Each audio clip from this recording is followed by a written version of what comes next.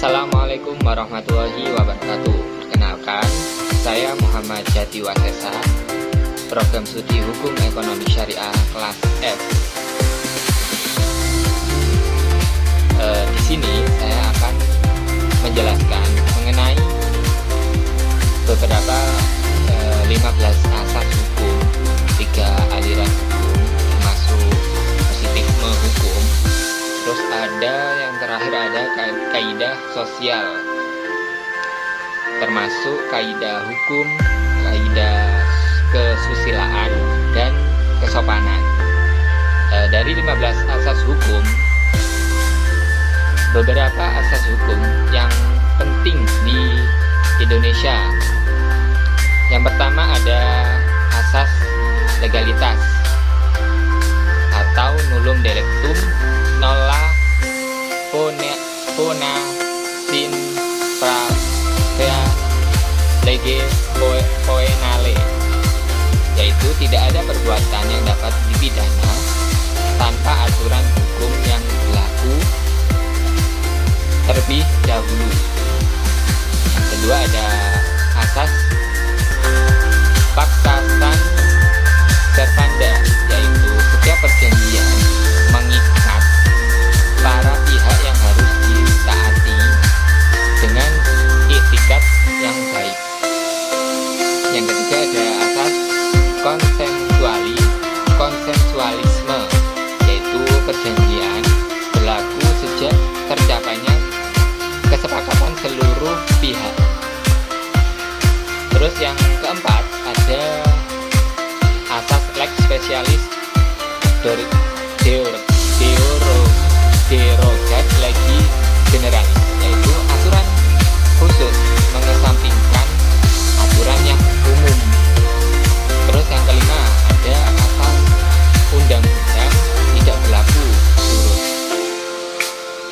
yaitu undang-undang hanya berlaku untuk peristiwa setelah diundangkan. Terus yang keenam ada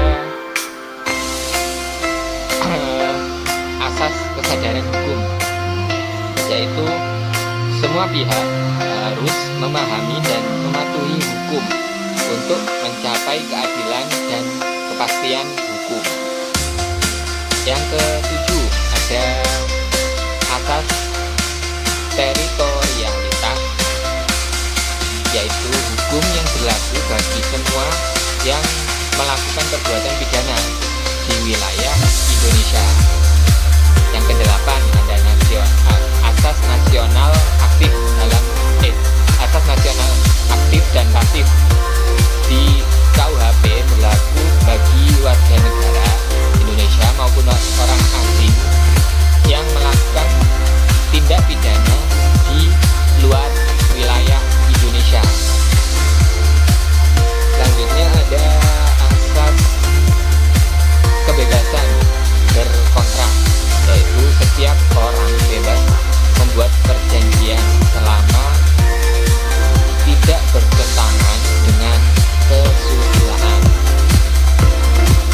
Yang ke-10 ada asas hak milik sebagai fungsi sosial, yaitu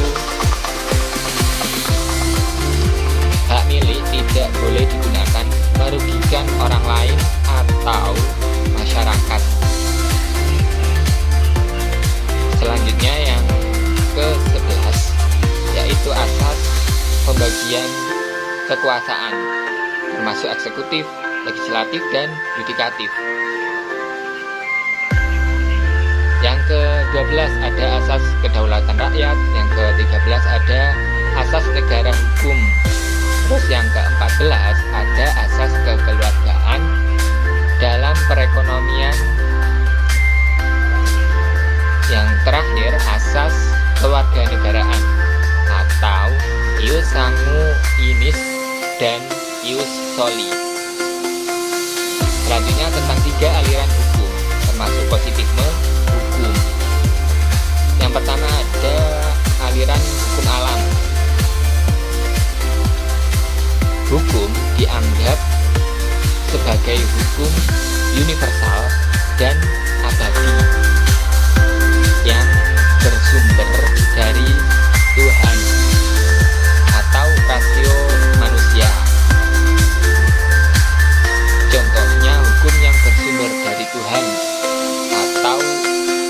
irasional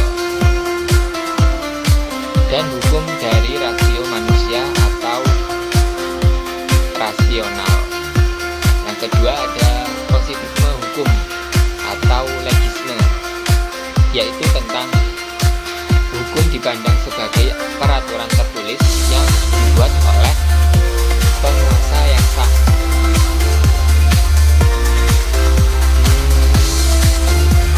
Memisahkan hukum dari moralnya.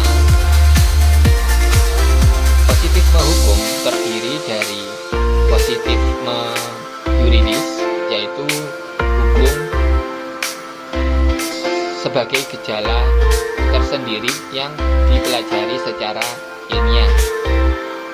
Yang kedua ada positifisme sosiologis, yaitu hukum sebagai gejala sosial yang dipelajari melalui sosiologi. Yang selanjutnya ada ajaran hukum murni atau Hans Kelsen, yaitu hukum harus dibersihkan dari unsur non-yuridis seperti moral dan politik. Yang ketiga ada aliran lain yang terkait tidak diminta secara eksplisit tapi sering disebut, yaitu utilitarianisme, mazhab sejarah, dan realisme hukum. Kaidah sosial. Kaidah sosial adalah norma-norma yang mengatur tingkah laku manusia dalam masyarakat. Terdiri dari yang pertama adalah kaidah hukum, yaitu norma yang diatur dan dipaksakan oleh hukum, memiliki sanksi yang resmi. Yang selanjutnya ada kaidah kesusilaan, yaitu norma yang mengatur moral dan etika individu, tidak dipaksakan oleh hukum tapi oleh hati nurani dan masyarakat. Yang berikutnya adalah yaitu kaidah kesopanan.